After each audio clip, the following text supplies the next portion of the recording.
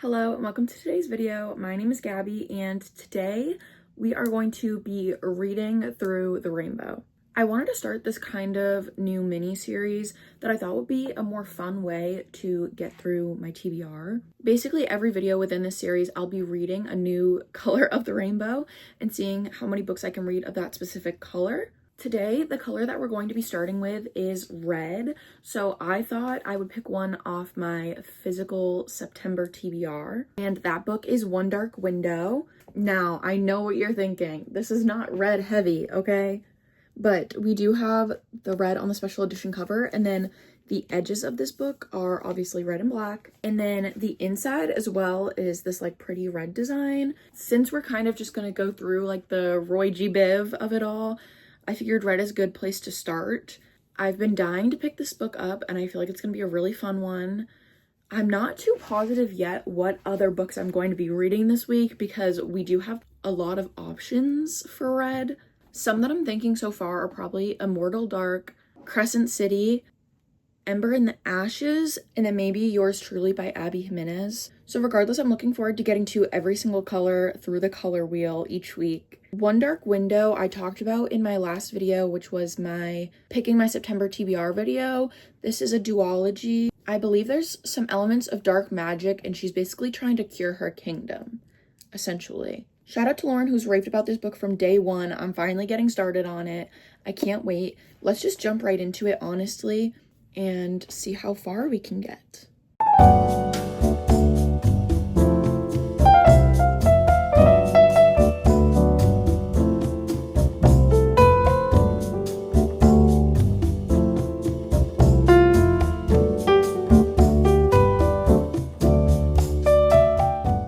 Hello, it is currently 7:30 in the morning. I still have my retainers in, so I sound a little bit crazy. I wanted to check in because I have finished One Dark Window this morning. I actually ate this up. I think I'm gonna rate it like a 4.5.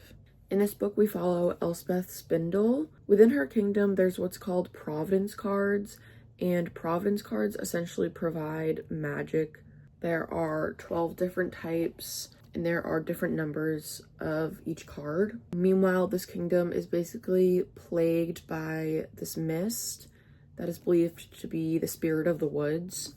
When you are affected by the spirit of the woods, you become infected and you get magical powers. However, all of the magic that exists within this realm causes degeneration.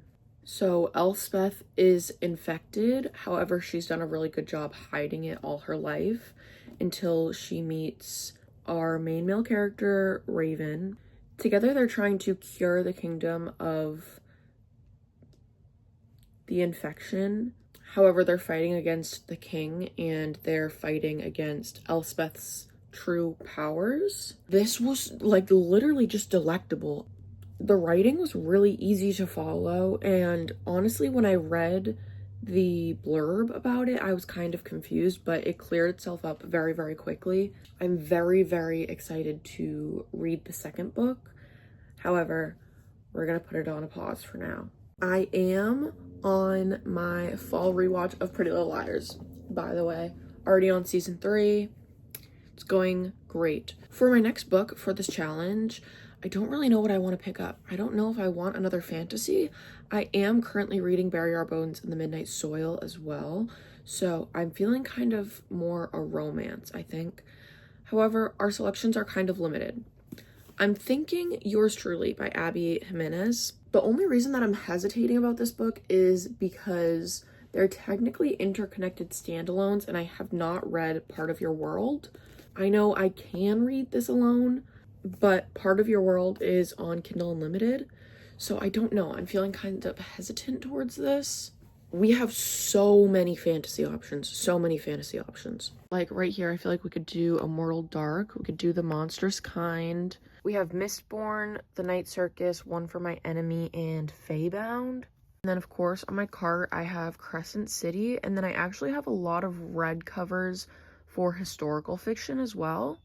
Okay, so I'm going to keep it beyond real here. This morning, after finishing One Dark Window, I started the Thursday Murder Club. The author of this book Also, I believe wrote the book that inspired that TV show with Selena Gomez on Hulu. And then this book specifically is becoming a Netflix film in 2026, I believe. I ended up getting like 27% through this at work today. Honestly, it is not for me, so I am going to DNF it. I think that it's supposed to be kind of like witty murder mystery, essentially, following these old people in an assisted living facility, and basically they're so kind of bored that they start this murder club.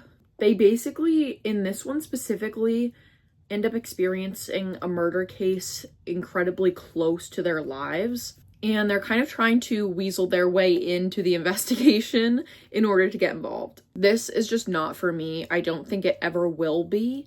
Truthfully, I had decided to pick it up because it obviously matches the theme of today's video. I've had it on my TBR shelf for a couple of years now. It was really popular when it first came out, and before I really knew my book taste, I ended up buying a lot of books that I thought I could be interested in, and now that I'm more kind of confident in my book taste, I know that this is not it. I'm not going to waste my time reading something that I think I'm going to give a poor rating to anyways, simply because the book is not for me and not necessarily a bad book in and of itself. Moving forward, personally, I am really feeling a fantasy. So I was thinking we could do Crescent City, but I think I want that to be its own reading vlog. And then there were a few other books that I was thinking about that I have in mind for another video that I want to do. So the three that I'm leaning towards right now, we have Faebound. I've seen a lot of mixed reviews about this, but I think this cover is just so gorgeous. We have Immortal Dark. I've had this on my TBR for about a year now. I did pick it up before, and I was honestly kind of in a book slump at the time, but I feel like this would be so good to read as we're like getting into the fall season, the fall vibes, you know? And then we have An Ember in the Ashes. I see so many people rave about this. I just don't know if I want to start a whole new series right now. We're gonna chill. We're going to reflect. I don't know. At this moment, I don't know what I'm going to pick up and read. I honestly just am not sure, but I will update when I do know, and that will probably be tomorrow morning. We're just gonna sit down. I'm gonna pick one up, whatever feels right. We'll see where we end up. A few things to update. First of all, it is freezing in my house right now. It is freezing. Outside, it's like 50 degrees, so we're really getting that fall weather right now. It's 8:30 in the morning. Last night I started Faebound, and I'm really enjoying this book. I'm about 85 pages in. It's pretty interesting so far. I feel like it's been going by really fast. It's a romantasy. It does say it's like a romantasy up here. We haven't really gotten any romance yet, but I'm hoping it ends up being between these two specific characters. Basically, we are following Yiren and her sister, Lettel, and they are... almost lost my place there. I keep wanting to say that they're elves. Wait, no. I keep mixing up elves and gnomes. I don't know why. My alarm just went off. It's not looking good. It's not looking good. Yiren was originally a captain of her elf tribe. However, she was exiled for not following orders, and Lettel has decided to follow her along with one of our, who I'm assuming will be our main male character. Like, he's not really playing any sort of major role yet. Basically, in this world, there were once fae, humans, and elves. The humans were killed off by the fae, and then the fae were apparently killed off by the gods, leaving only the elves. So when they are exiled, they are in the woods hunting this animal that provides magic as a resource. Amidst this hunt, they are faced with a fae. Gasp. That's basically as far as we are. There's a really interesting magic system in this. They use music as magic. Lettel wants to be a diviner, and Yiren has never really supported her on that. She has, but not not wholeheartedly, not truthfully. That's where we are at the first 100 pages. And I feel like that's, you know, pretty standard of what you can get off the back, to be honest. I am really enjoying myself. I think this is a pretty good book. Now, as I mentioned previously, it is 8:30. I have been up since literally 5 in the morning.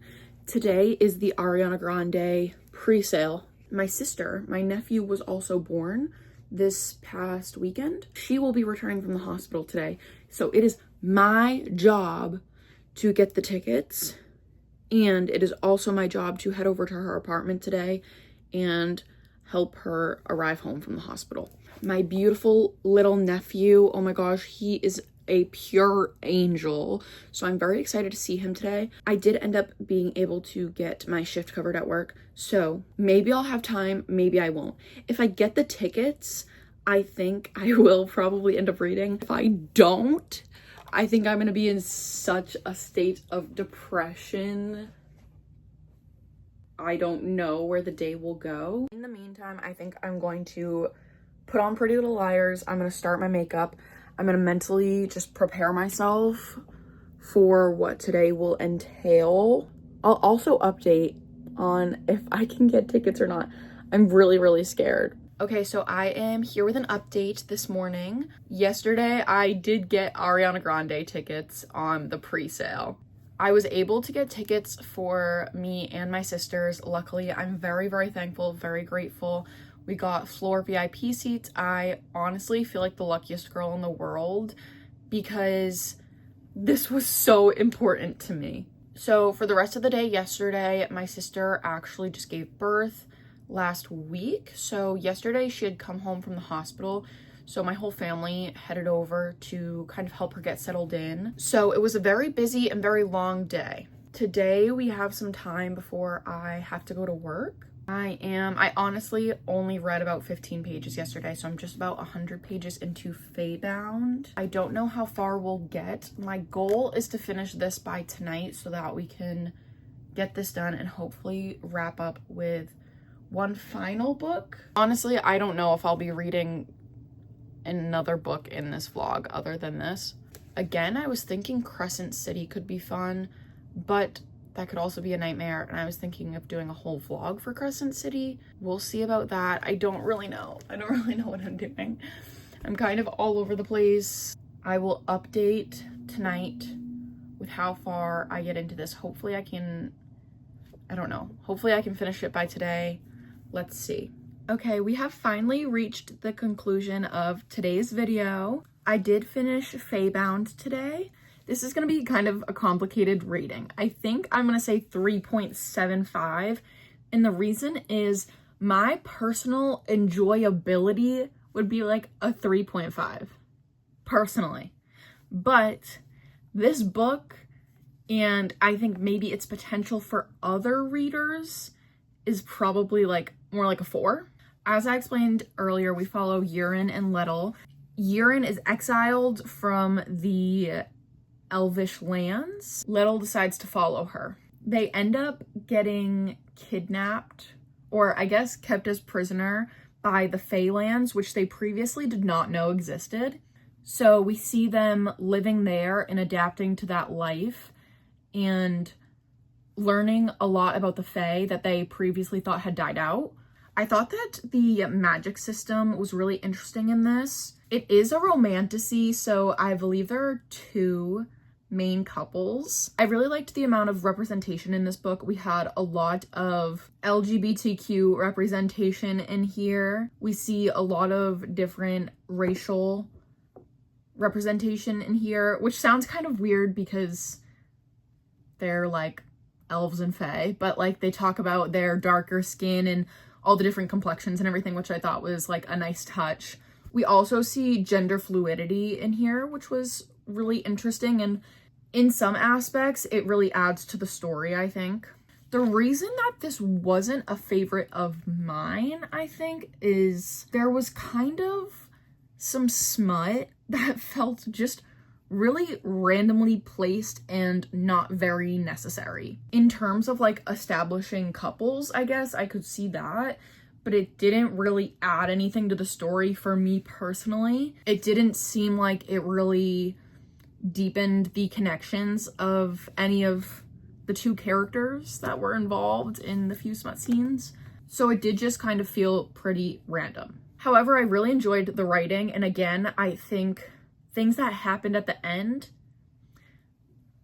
were kind of like a huge just bomb dropping. It was like you're reading the story and you're kind of getting an understanding of what's going on, and it's like, okay, now you're familiar with all these characters and their personalities and their aspirations and whatever else. Now this happens and this happens and this happens and this happens almost all at once. Literally, where did all of this come from?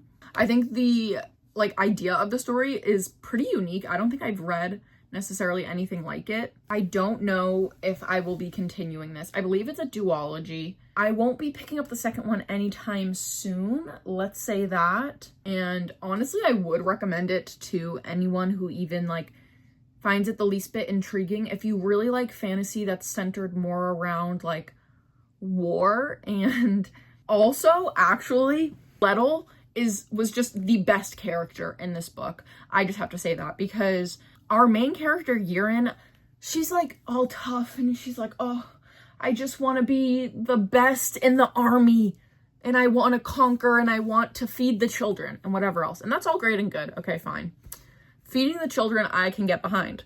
Lettel is like, you all suck and I'm just going to do what I want. Basically, she has such an attitude, but I really liked reading her point of view over Yiren. I can't lie. I can't lie that I am a little bit curious to see where this goes. So maybe someday down the line, I'll be picking this up. So just a quick recap of what we read this week. First was One Dark Window by Rachel Gillig. The more that I've thought about this and been able to sit on it, I think I'm going to honestly give it a 5-star. I keep thinking about it and keep coming back to it. You know what I mean? I'm getting all giggly. So I think this is going to be a 5-star. Then we had Thursday Murder Club, which I read about 30% of and DNF'd. Was not for me, but that's okay. I'm glad to have gotten it off my TBR, considering I didn't really enjoy it. And then finally we had Feybound, which I'm going to rate about 3.5, I'm thinking. I hope that you enjoyed today's video. I definitely had a good time getting through this little stack of books this week. And it felt really fun having a little theme to go off of with their covers. I definitely want to do more of these videos based off the colors. I think it's a really fun way to just complete some books. Let me know down below if you have read any of these books and what you thought about them. Thank you for watching, and I'll see you next time.